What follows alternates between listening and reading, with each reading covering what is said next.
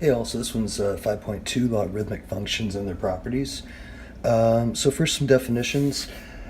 In the last section, we had things like 5 to the x equals y, and that was an exponential function. So what this is 5 to the y equals x. If we do what's called the inverse, which is essentially just swapping the x's and y's, we get a logarithm. And this is going to be exponential form of a logarithm. We like having things as a function of x with the y by itself, and so that's what gets us this new notation here. And so what logs are is log base b of x equals y. Let me write that a little bit bigger down here so I can point at it. This is the base raised to this makes the x. So what do I raise the base to get this value? It makes more sense with numbers, honestly. This is what I always would go back to figure these out. So if I have log base 10 of 100 is 2, that's because 10 squared equals 100. So what do I raise 10 to get 100? 2. So logs have a couple forms, log form and exponential form, and we have kind of 3 classes of them. General logs are just going to be some base b, so that could be any number greater than 0 and, again, not equal to 1. So log base b of x equals y, that's our log form, our general log form. And then down here we have b to the y equals x. So that's that exponential form I was talking down here. It looks like an exponential, except the x and y are backwards each other, so it's actually it's the exponential form of a log. Just like when we did square roots, right? We didn't put the little 2 there, but if we had a cube root, we had to denote that it was a cube. So the way that square roots are blank, if a log is blank like that, it's base 10, and this is called common log. And so you can just kind of picture, if there's nothing there, an invisible 10. So 10 to the y equals x, and that would be our exponential form of this. And then base e, e's funky. E is 2.718 ... goes on forever. We saw it back in 5.1.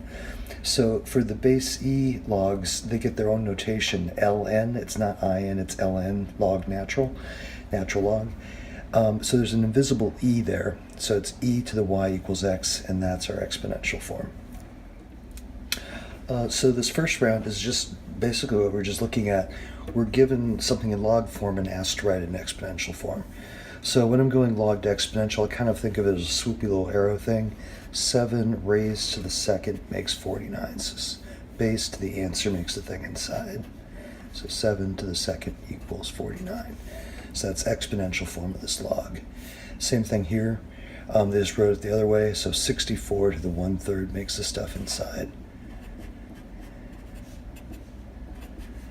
And so this is like cube root of 64 makes 4.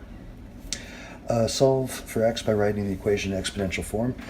So sometimes, like looking at this, it's really confusing to see what that would be, but that's because our brain is far more comfortable with this version. So if I just go 3 to the 4th makes x, then it's much clearer what x is, 3 to the 4th. And 3 to the 4th would be 81, would be x. For this one, we'd have 25 to the negative 1/2 equals x. So 25 to the negative 1/2 equals x. Remember, with those negative exponents, that means it's 1 over 25 to the 1/2 equals x. And remember, with fractional exponents, these are actually roots. So this is 1 over square root 25 equals x. And so x would be 1/5. Number 4 is basically the same thing. Solve for x by writing an exponential form. This one's just a little bit more complicated argument. And then this one also, notice there's no base, so that's where we want to think of it, a little invisible 10. So this is 10 squared makes that stuff inside. 10 squared would be 100. And now we just have a little linear equation to solve. So I'll bring the 2 over, and that's going to make this side 98 equals 3x, and then I'll divide out the 3. So 98/3 equals x. Same thing, but now this one's a natural log, and then we're given the round our answer to 3 decimal places. So, and this came out in an exact fraction, so you just want to put in the exact fraction when you can, but this will be a crazy decimal. So ln is, remember, like an invisible e, so we're saying e to the 2.4 equals 5x minus 3. So e raised to the 2.4 equals 5x minus 3. So this is just some number. So if this was, just like 7 or something, the first thing I do is add over to 3, and then I would divide the 5. So I'll just do the exact same thing, adding 3 to both sides. I have this number plus 3 equals 5x, and I can just divide out that 5. And that gets me this. And then to get that in the calculator, so we'll go e to the 2.4. So again, that was second, and then the natural log button gets you e to the 2.4. And then plus 3. And I just realized what I forgot. Since I want all of this, there's 2 ways I could do it. I could hit enter right now and make it a decimal, and then divide by 5. Or if I want to put it all in at once, then I need to actually have, so I can insert a parenthesis in front of that, and a parenthesis back behind it, and then divide by 5.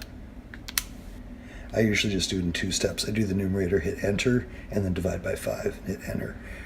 So we should get this value right here. And this is to 3 decimals, so this would be x equals 2.805. Okay, these are the matched questions I would have you guys try. So write an exponential form, so 13 to the negative 1 makes 1/13.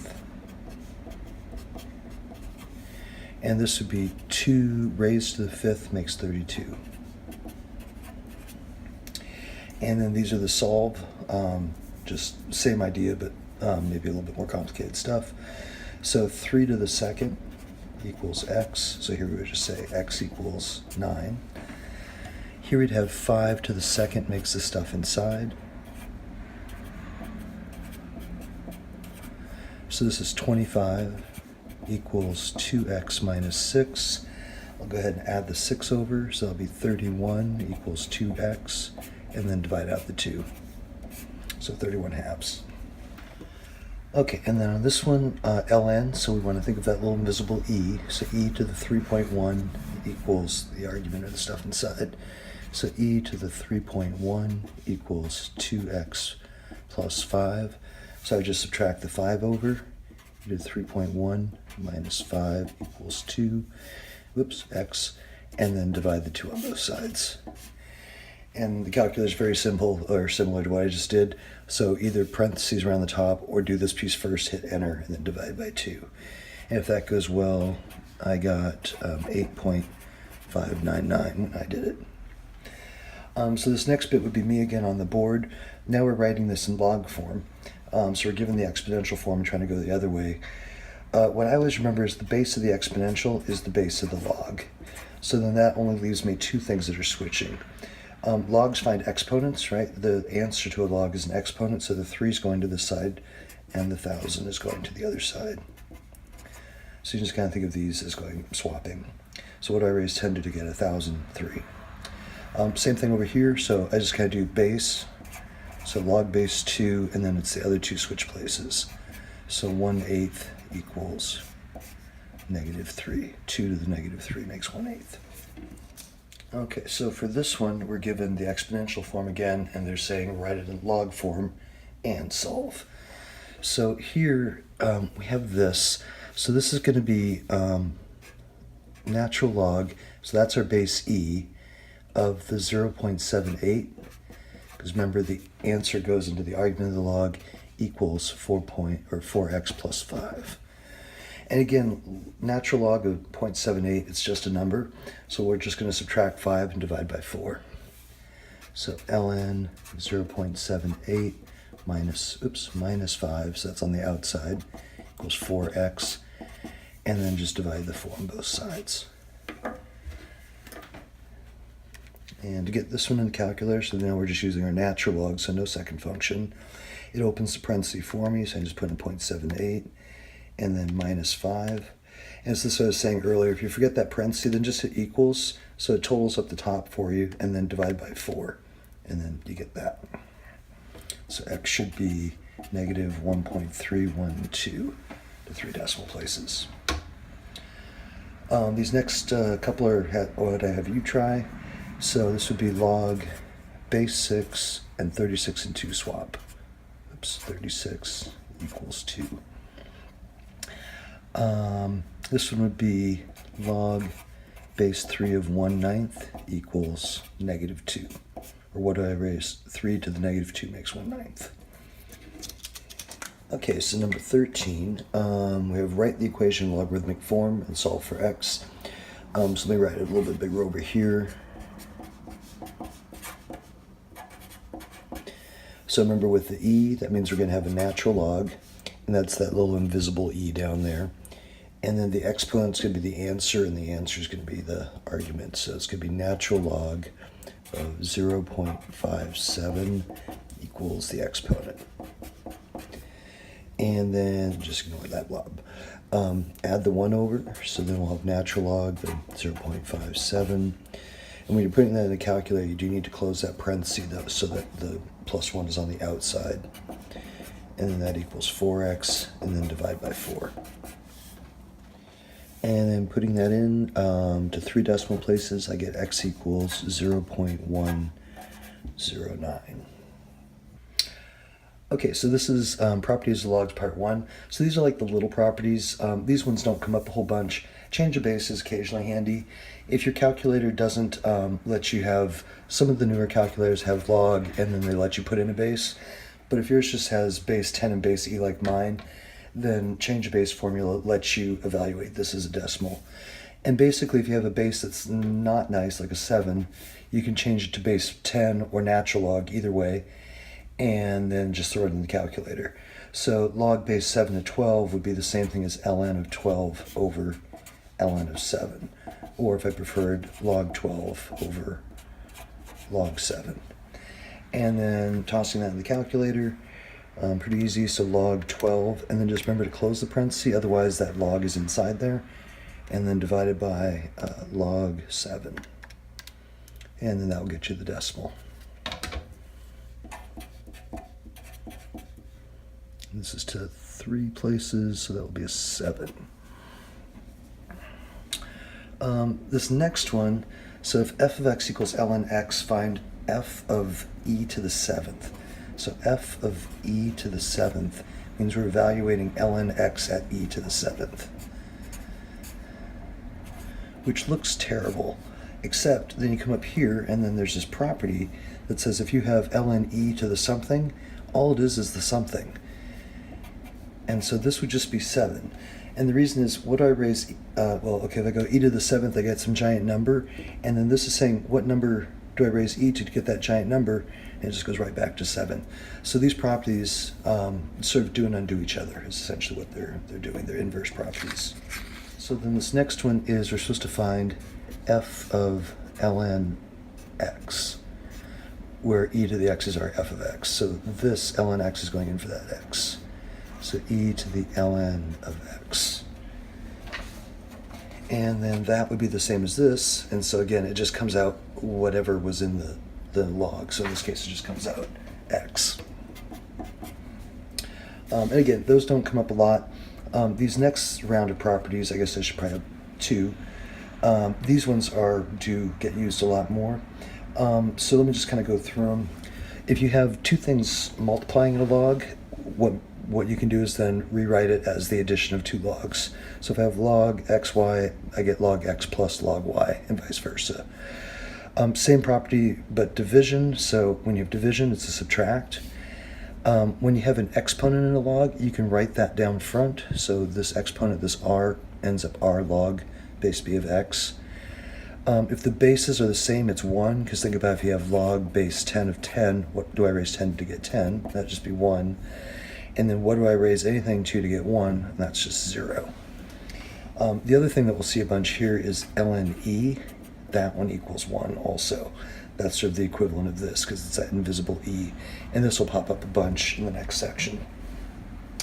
And a couple other reminders. If you have x to the 1/2, remember that square root x, we saw that a little bit earlier. And in general, if we have x to the 1 over n, that makes the nth root of x. And we have this nice property here for dealing with exponents, but nothing with roots. So when we see a root, we're just going to rewrite it as a fractional exponent. So this first example, we have log of x plus 2 divided by x. So that's basically this. And what this is asking us to do is to write it as a sum or difference of 2 logs containing no exponents. So this is just log x over log y essentially. So this will be log x plus 2 minus, because it's downstairs, so minus log x. And the reason you'd ever want to do that is if we're going to do some calculus to this, we'd really like this one and this would be great. This would not be that great. So being able to take this and make it look like that will be a useful trick for next quarter. For number 18, we got a couple things going there. So we have x squared times this root. So I would think of this as log base 3 x squared. And then since that's a multiply, I can go plus log, and fourth root, I'm going to rewrite that as x minus 5 to the 1/4. So addition, because it's multiplying, x squared there, root 4 is, oops, and I wrote 1/5 just because I did 1/4. And then the last thing is, remember the property back here, property 3 says if I have exponents, I need to bring those down front. So this will be 2 log base 3 of x, and then plus 1/4 log x minus 5. And I don't have anything for adding or subtracting inside the log. So notice that the adding subtracting is when we're adding or subtracting two separate logs, not stuff on the inside. So that's why this stays just like that, and that's why this stays just like that. For this one, use properties of logarithms to write the expressions as single logs. So now we're going the other direction. So since I have subtraction, it's going to be natural log, and it's not natural log over natural log, it's just log of this divided by that. And that is property 2 again. And I can simplify a little bit there, so we'll go ln of 3 goes into 15 5 times, so 5x over y.